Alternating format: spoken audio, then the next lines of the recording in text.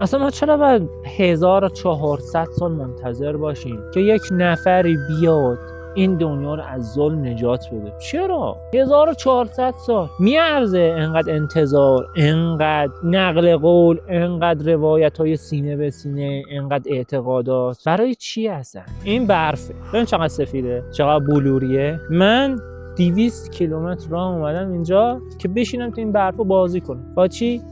با تویوپ.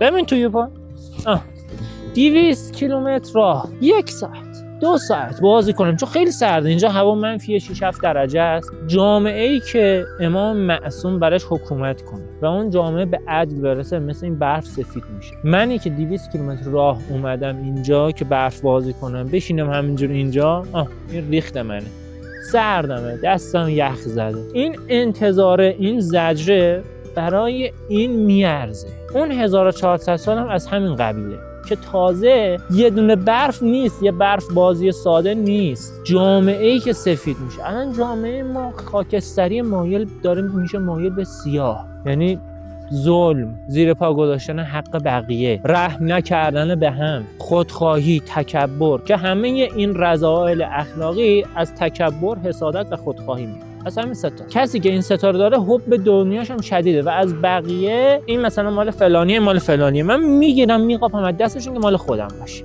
این 1400 سال انتظار میارزه که یک امام، یک نفر، یک انسان کامل بیاد روی کره زمین حکومتی تشکیل بده که مثل برف این حکومت سفید باشه، یک نقطه خاکستری هم تو این حکومت نباشه. یعنی مردم دیگه بفهمن که نباید به هم ظلم کنن. چرا باید به هم دیگه ظلم کنن؟ چه علتی داره؟ نمیدونن، فکر میکنن که اینو برای خودم جمع کنم خیلی خوشحال و خوشبختم، در صورتی که نتیجه عکس میده. هرچی بیشتر جمع کنی جامعه متضررتر میشه و در نهایت ضررش به تو برمیگرده. مثل چی؟ مثل سهم فقیرا ندادن، مثلا کمک به فقرا نکردن. خب اگه یکی بعضش خوبه کمک به فقرا نکنه، حق بقیه هم بخوره، این جامعه دیگه پول توش جریان نداره، پول داره میاد به سمت من خودخواه.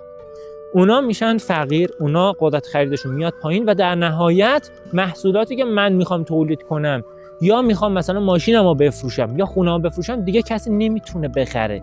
نقدینگی جامعه میاد پایین. همین بلایی که الان سر تمام جامعه، از آمریکاش بگی، اروپاش بگی، ایرانش بگی، سر همه اومده. نتیجه خودخواهیه، نتیجه حب دنیاست. امام زمان میاد اینا رو رفع میکنه، جامعه میشه سفید، یک کسی حق کسی نمیخوره، همه به هم دیگه رحم میکنه. پس اون 1400 سال میارزه، اون 1400 سال 5000 سالش هم میارزه، 8000 سالش هم میارزه. جامعه به اون حد از فهم و شعور برسه، بفهمن که رحم بکنن و با رحم به هم دیگه، با اینکه دنیا رو دوست نداشته باشن، با اینکه تکبر نداشته باشن، میتونن دنیا رو بسازن. دقیقاً نقطه مقابلش، یعنی آدم فکر میکنن دنیاشون وقتی ساخته میشه که از هم دیگه بقاپن، در صورتی که وقتی به هم دیگه بدی دنیا ساخته میشه.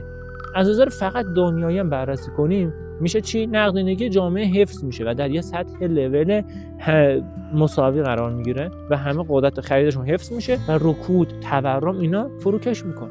پس اگه امام زمان بیاد انشالله دنیا مثل اینجا سفید میشه. نگاه کن، تمیز سفید، یعنی اینجوریا میتونی برداری بخوری، خیالت راحته، از هر جا پاتو بذاری اینجا از بس تمیزه میتونی استفاده کنی.